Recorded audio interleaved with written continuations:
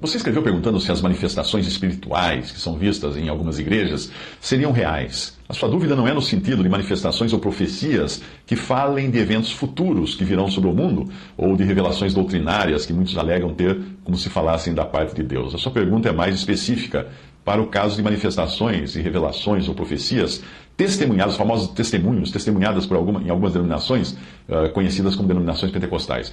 Você deu exemplo de casos que testemunhou de pessoas capazes de falar detalhes secretos da vida de alguém, os quais detalhes, obviamente, deixam de ser secretos ao serem revelados publicamente. Ou pessoas fazerem previsões de perda de emprego de alguém, de uma doença ou de morte de determinadas pessoas, presentes ou não na reunião onde isso acontece. Bom, primeiro, é preciso entender que esse tipo de coisa não é exclusividade da esfera da profissão cristã. Manifestações assim sempre existiram em todas as crenças. Você as encontra entre os monges tibetanos, entre os índios americanos, nativos africanos, povos das ilhas do Pacífico, etc.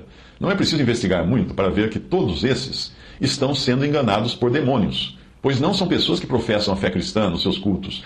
Seus cultos até são cheios de figuras horrendas representando esses seres espirituais que na verdade são demônios. Você não ousaria acreditar que essas profecias ou revelações que acontecem nesses cultos aos demônios de tribos indígenas ou de povos pagãos seriam realmente de Deus, ainda que acontecessem depois, não é?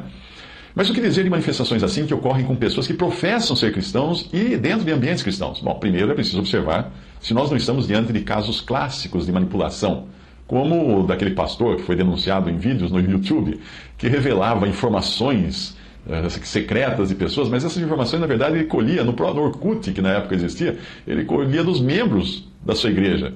Ele entrava no perfil dessas pessoas nas redes sociais e recolhia essas informações, e daí trazia aquelas revelações bombásticas no culto, e todo mundo ficava impressionado. Como é que ele sabe disso? Claro que ele sabe, ele tem internet. Mas existem também os truques psicológicos e truques de indução, que às vezes você pode aprender muito com eles, porque aparecem em programas, em documentários da TV. E existe também a pura coincidência pela repetição deliberada ou não de uma mesma informação. Para este último caso, eu dou exemplo de um dos milhares de golpes que os estelionatários aplicam. Um sujeito, isso é um golpe que aconteceu, o sujeito ele dizia ser capaz de adivinhar o resultado das corridas de cavalos em um determinado páreo, com, digamos, 10 cavalos.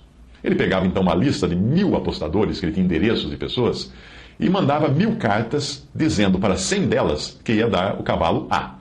Para as outras 100, o cavalo B. Para outras 100, o cavalo C, e assim por diante. Obviamente, um grupo de 100 pessoas, depois que era feita a corrida de cavalos, concluía que o sujeito sabia mesmo o resultado, porque deu certo o que ele profetizou, não é? Elas não sabiam das outras pessoas, claro.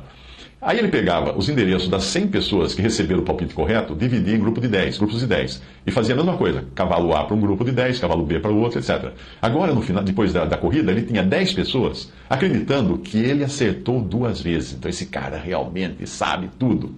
Aí ele pegava essas 10 pessoas, mandava 10 cartas, uma para cada uma. E cada carta era um cavalo.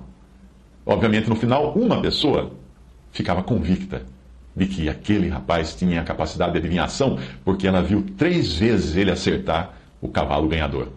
Nesse momento é que ele entrava em contato com a vítima e propunha uma proposta milionária, mas conjunta. Ele entraria para o palpite de um grande prêmio, digamos assim, e a vítima com dinheiro.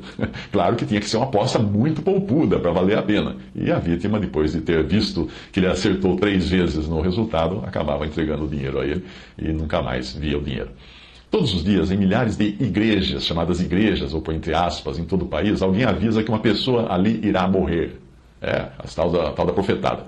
Considerando que nós somos mortais, e a probabilidade disso acontecer em algumas dessas chamadas igrejas é grande, basta um acerto, por pura coincidência, e o resto do trabalho de divulgação, de que o pastor falou que fulano ia morrer, ele morreu mesmo, ia morrer uma pessoa na igreja, uma pessoa morreu. A divulgação fica por conta do boca a boca do povo, que é muito crédulo e que depende de ver para crer. Troque o morrer por encontrar emprego ou ser demitido do emprego.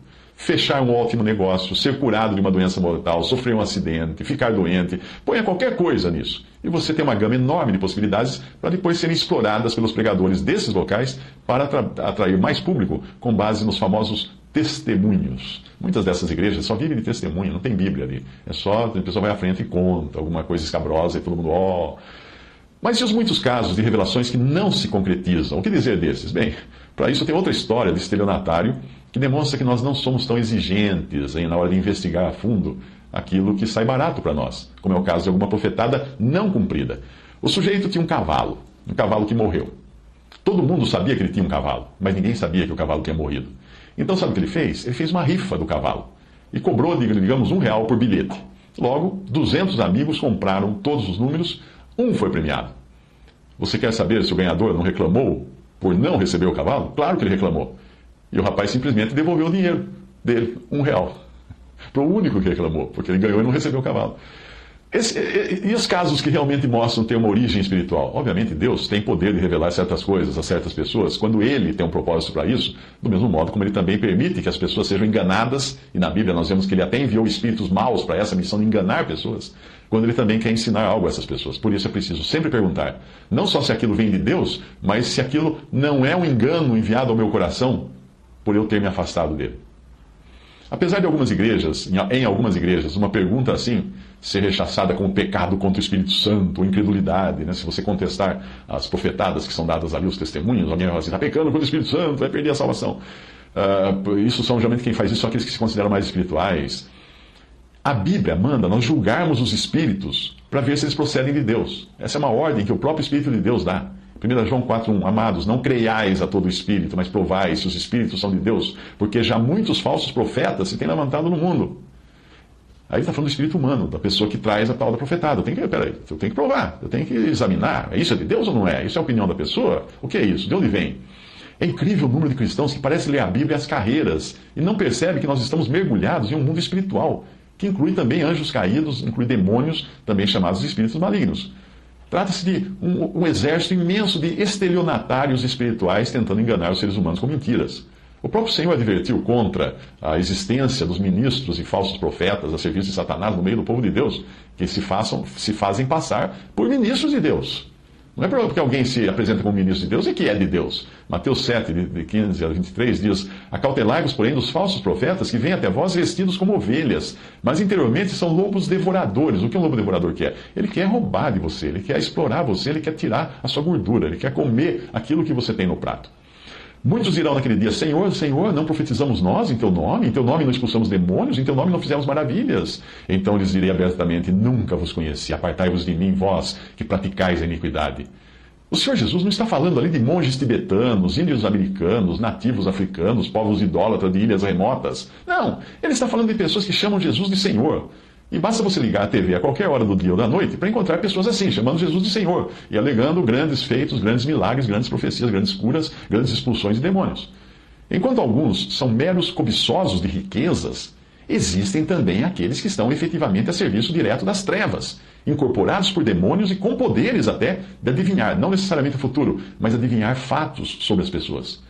Mas como eles podem estar fazendo isso e ao mesmo tempo promovendo o Evangelho? Podem, claro que podem, porque a jovem que perseguia Paulo é um exemplo disso. Porque ela também parecia estar promovendo o Evangelho. Veja a passagem, Atos 16, 16 a 18. E aconteceu que, indo nós à oração, nos saiu ao encontro uma jovem que tinha espírito de adivinhação, a qual adivinhando dava grande lucro aos seus senhores. Esta, seguindo a Paulo e a nós, clamava dizendo, estes homens que nos anunciam o caminho da salvação são servos do Deus Altíssimo. Isto fez ela por muitos dias. Mas Paulo, perturbado, voltou-se e disse ao Espírito, em nome de Jesus Cristo te mando que saias dela. E na mesma hora saiu. Ela estava possessa. E ainda assim parecia que estava pregando, estava ajudando Paulo e Silas na sua missão de proclamar o Evangelho. O cuidado de todo cristão sincero deve ser redobrado quando nós entendemos que a palavra de Deus avisa que essas manifestações demoníacas disfarçadas dentro da esfera da cristandade aumentariam muito nos últimos tempos. É o que o apóstolo Paulo adverte nas suas epístolas, 1 Timóteo 4,1, por exemplo. Mas o Espírito Santo expressamente diz que nos últimos tempos apostatarão alguns da fé, ou seja, se desviarão, abandonarão a fé, dando ouvidos ou distorcerão a fé, seria uma palavra melhor, dando ouvidos a espíritos enganadores e a doutrinas de demônios. Aonde essas pessoas darão ouvidos? Dentro da própria cristandade. 2 Timóteo 4, 3 a 4, porque virá tempo em que não suportarão a sã doutrina. Quem? Ele está falando da cristandade. Mas tendo comichão nos ouvidos, apontarão para si doutores conforme as suas próprias concupiscências, seus próprios desejos, e desviarão os ouvidos da verdade, voltando às fábulas, ou mitos, ou lendas. Hoje cristãos se abraçam às lendas.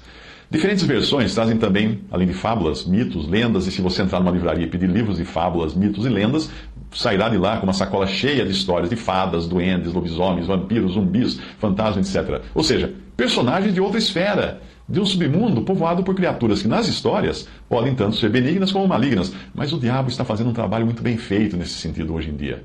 Ele está cativando adolescentes a namorar um vampiro. Os romances de sucesso hoje são destinados a adolescentes para se apaixonarem por um vampiro. O problema é que no mundo real da espiritualidade, o próprio Satanás se transfigura em anjo de luz. E os seus ministros se transfiguram em ministros de justiça, como Paulo fala em 2 Coríntios 11, de 14 a 15. No versículo anterior a este, que ele fala isso, Paulo se referia àqueles que dizem ser apóstolos, porém não passam de fraude, levando o nome de apóstolos. Se você der uma festa e não colocar seguranças na porta, deixando acesso livre para quem quiser chegar, logo você terá sua casa não só cheia de convidados, mas de toda espécie de pessoas, principalmente aquelas que irão querer tirar proveito da boca livre, da bebida, da comida. Ou seja, o submundo é rápido em farejar oportunidades assim. Se um grupo de pessoas começa a flertar com o mundo espiritual e passa a se encantar, maravilhar-se com manifestações espirituais, profetadas aqui, testemunhos ali, sem qualquer discernimento ou juízo, esse grupo está escancarando as portas para que miríades de demônios venham satisfazê-las com revelações surpreendentes, profecias mirabolantes. O desvio da verdade deixa sempre a casa limpa e arrumada para as hostes demoníacas participarem da festa. Embora os demônios não sejam capazes de prever o futuro, eles podem adivinhar o futuro, ou supor qual seja o futuro com base na experiência que eles têm de milhares de anos de tratar com o ser humano. Todos os dias nós vemos na TV um homem ou uma mulher do tempo adivinhando, entre aspas, adivinhando o clima de amanhã. Como? É bidu? É espírito, revelação espiritual? Não. Ele tem experiência, a experiência dos meteorologistas que montam aquela apresentação, eles têm anos de experiência em adivinhar o clima, em prever o clima. Nós também lemos comentários financeiros de economistas fazendo previsões das ações que sobem, das ações que descem. Eles acertam muitas vezes. Se meros seres humanos com uma bagagem de 10 ou 20 anos de observação e experiência com o clima ou com o mercado financeiro são capazes de acertar muitas dessas suas previsões, o que dizer de seres espirituais, demônios, espíritos imundos que estão por aí há milhares de anos, adquirindo experiência na observação do comportamento humano, da política, das finanças, do clima e até da saúde das pessoas. Você acha que poderia ser enganado por eles? Certamente. Você acha que um demônio precisaria de um raio-x para saber que você está com câncer? Você acha que um demônio... Ele sabe, ele consegue enxergar dentro de você também. Ele é um ser espiritual. Se o ser humano consegue com aparelhos fazer isso, como que um ser humano, um ser espiritual que tem poderes, não conseguiria fazer isso? Além dos anjos que se rebelaram contra Deus, seguindo a Lúcifer, ou Satanás, e que têm a capacidade de assumir a forma humana, existem também os demônios ou espíritos malignos, provavelmente sejam espíritos de seres que nasceram do cruzamento de anjos com seres humanos, descrito em Gênesis 6 e também em 2 Pedro 2,4, ou talvez seja de alguma criação anterior àquela que é descrita a partir do versículo 2 do capítulo 1 de Gênesis, uma criação que existiu antes do intervalo entre o versículo 1 e 2 de Gênesis. Talvez seres que tenham sido contemporâneos dos dinossauros, nós não sabemos, seja qual for a origem desses demônios, os demônios que vivem na Terra. A sua existência é real. E apesar da sua incapacidade de assumir a forma humana, porque essa nós vemos na Bíblia que são anjos que têm essa capacidade, eles são capazes de influenciar e de possuir os corpos de homens e animais para cumprirem os seus propósitos. Veja uma lista deles. Espíritos surdos mudos, Marcos 9:17. Espíritos maus, Lucas 7:21. Espíritos de adivinhação, 1 Samuel 28:7, Atos 16:16. Espíritos mentirosos, 2 Crônicas 18:21. Espíritos perversos, Isaías 19:14. Espíritos enganadores, 1 Timóteo 4:1. Espíritos imundos, Lucas 4:33. Espírito do anticristo, 1 João 4:3. Espíritos escravizadores, Romanos 8:15. Espíritos destruidores, 1 Coríntios 10:10. Espíritos de erro, 1 João 4:6. Espíritos de enfermidade, Lucas 13:11. E espíritos de luxúria, Oséias 4:12. É importante notar que mesmo os espíritos imundos estão sujeitos a Deus. E assim como ocorre com o próprio Satanás, eles só podem agir dentro de certos limites, como foi o caso de Satanás, quando ele agiu com Jó. Esses espíritos reconhecem a autoridade de Jesus e se submetem a ele, como nós vemos em Marcos 1:27 e Lucas 4:36. Eles tremem diante do Senhor, como diz Tiago 2:19. Deus pode usá-los para cumprir seus propósitos? Pode, porque nós vemos isso em Salmo 78:49 e também em Josué 9:23. Mas agora vem a parte que concerne os cristãos, que devem vigiar para que as portas da sua festa não estejam escancaradas, como no exemplo que eu dei antes. Quando um grupo de pessoas fica extasiada em busca de milagres e maravilhas, e não na busca do Senhor e da sua palavra, elas ficam vulneráveis. Elas ficam abertas, escancaradas a toda espécie de erro e manipulação da parte desses espíritos, ou mesmo que muitas delas sejam realmente convertidas, porque elas não estão tendo o cuidado que a Bíblia manda ter. Isso quando já não estão sendo manipuladas até por pastores ávidos por dinheiro e prontos a promover todo tipo de entretenimento espiritual na forma de manifestações miraculosas.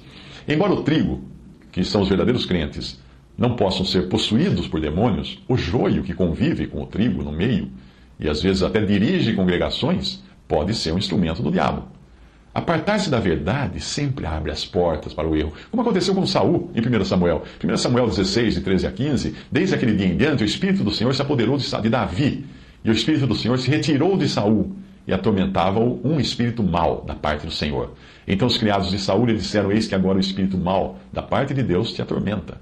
Observe que no Antigo Testamento os crentes não tinham ainda o Espírito Santo habitando em si, definitivamente como é hoje, mas apenas sobre si, ou influenciando-os, ou guiando-os. É nesse sentido que o Espírito do Senhor se retirou de Saul, já que aqueles que na atual dispensação, que são habitados pelo Espírito Santo, não podem perder o Espírito Santo. Mesmo assim, quando nós somos advertidos em Efésios 4, 27, não deis lugar ao diabo, isso é porque Deus sabe que se nós começarmos a flertar com o mundo espiritual, interessados em manifestações, adivinhações, profecias e sinais mirabolantes, logo o diabo vai perceber a nossa porta aberta e enviará um bando de demônios penetras na nossa festa.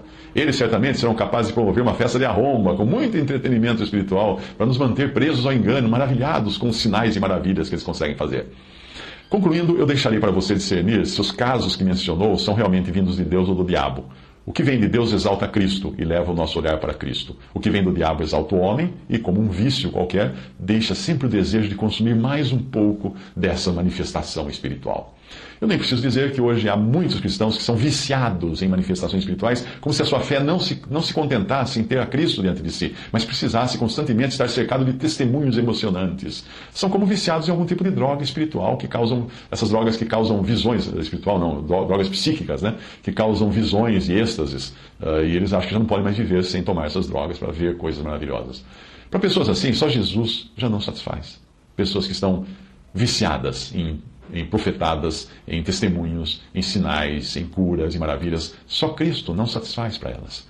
Sempre que você estiver diante de manifestações aparentemente miraculosas ou espirituais, procure julgar se aquilo está sendo feito com algum proveito, se está trazendo alguma glória para Deus. Alguém que adivinhe particularidades da vida de uma pessoa não está trazendo proveito algum a essa pessoa, a não ser torná-la dependente da sua capacidade de adivinhação e colocando-se como alguém com superpoderes aos olhos dessa pessoa. Isso não passa de exaltação da carne. O Senhor Jesus nunca fez sinais e milagres como se fosse um mágico que faz truques para arrancar aplausos da plateia. Não. Cada milagre, cada sinal, cada palavra que ele falava tinha um objetivo claro e definido de bênção, ou às vezes até de condenação do interlocutor, da pessoa para quem ele falava.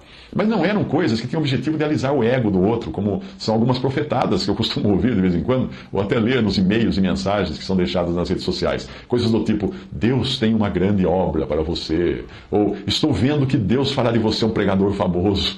Isso parece espiritismo, né? Espiritismo isso é muito usado, essa técnica, para atrair e segurar noviços. Existem espíritas que são loucos para dizer aos que vão chegando, coisa do tipo: você tem mediunidade, precisa desenvolver. Pronto, prato cheio para o ego de quem vai atrás dessa conversa e ótima isca para fisgar incautos com problemas de baixa autoestima.